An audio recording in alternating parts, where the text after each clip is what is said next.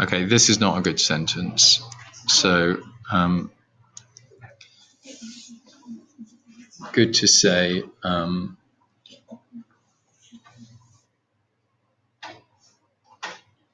you think it's a bit irrelevant? Well, yeah. I mean, I think you could say that. something a bit more specific, like, Yeah. Since the first full-length animated feature, Snow White, in 1937, Disney films have featured female villains in 8 of their films, including, and then list some of the other ones. Yeah. Like, what's that? Cinderella. Yeah, and what's that one? There's something in the broomstick. No, some weird one with a. Okay, we'll have a look anyway. Yeah. And then say, but I will be focusing on these 3 films. Yeah. Okay.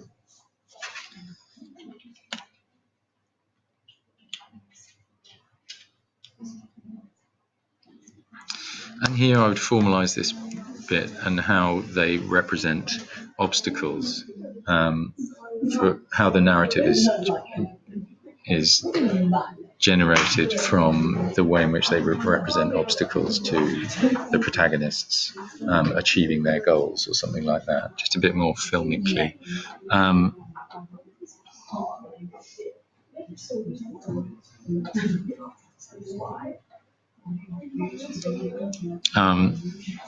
So again, I don't think you need to say that.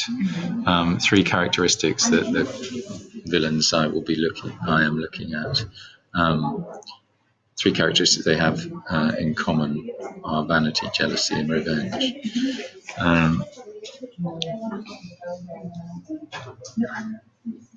That needs an apostrophe.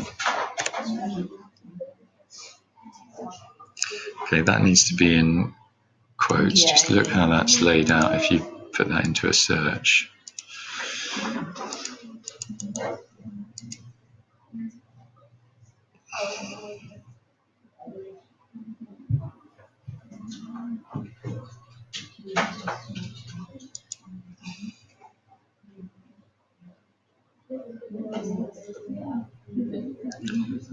So it should be like that, with the ellipsis at the end. Yeah.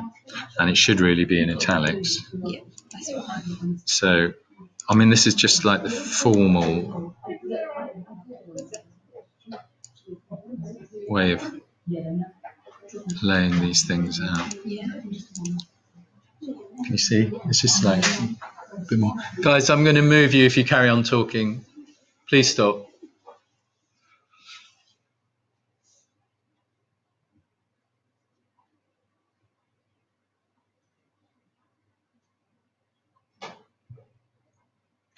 Yeah, good.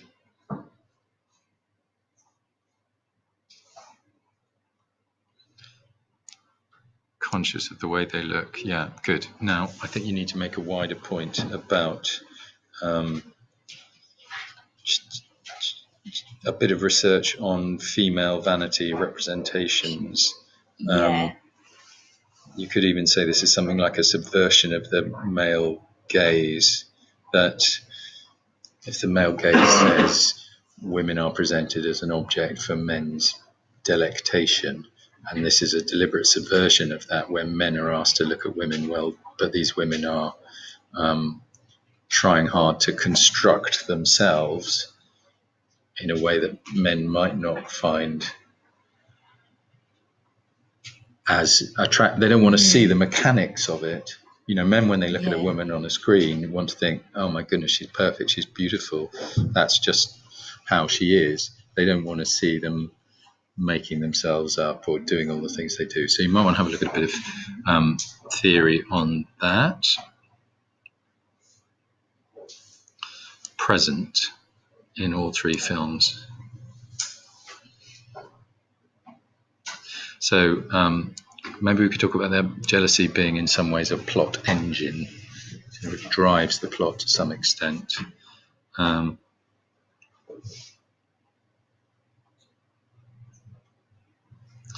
it come out in the film that she's also jealous of her relationship with her father, or is that the father doesn't really play any role in the film, does he?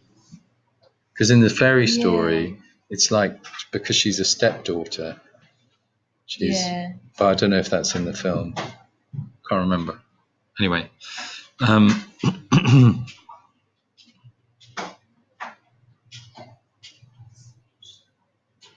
I don't think that's true. I think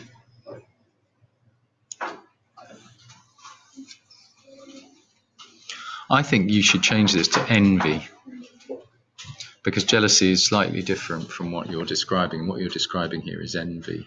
So it's the witch. She envies. She wants her. She's not jealous. She doesn't think, "Oh, I hate you because you're beautiful."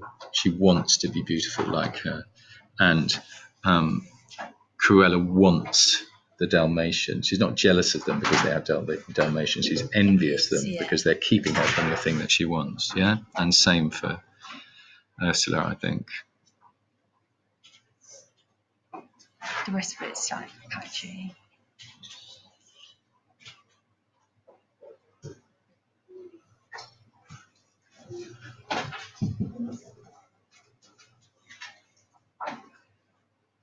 I think that's definitely right. That's definitely right. What happens to the huntsman in Snow White? Does she kill her? Kill him? You know, he spares her. Yeah. I think she does. I can't really remember off the top of my head. This is something I need to look into. You need to watch the films.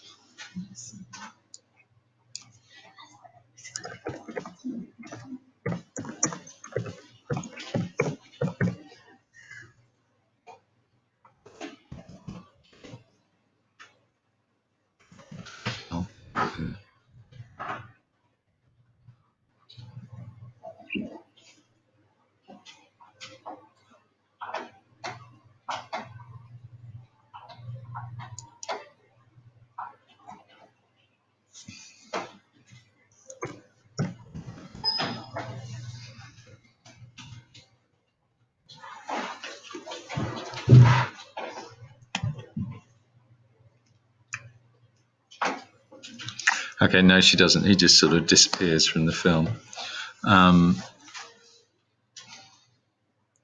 Does she try and get the dwarves in any way? What happens once she's poisoned them? No, I can't think she does. Okay. Yeah, I'm just not sure how you can get revenge in there. You might have to just think about that a bit.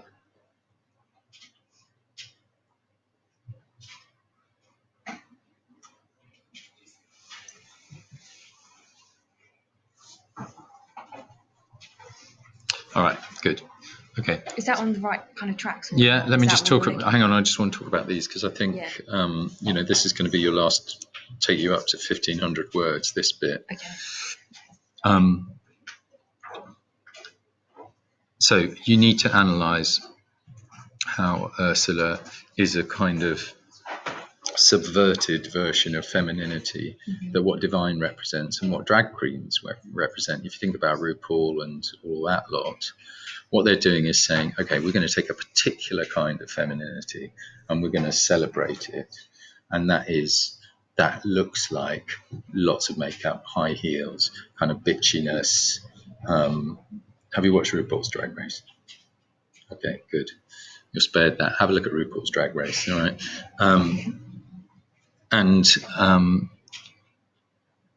So it's a deliberate exaggeration, and I want to say corruption, but I'm not sure if that's quite true. It's like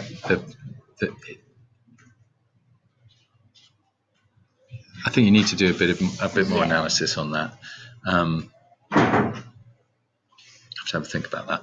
Okay, I think you need more analysis, and you need to show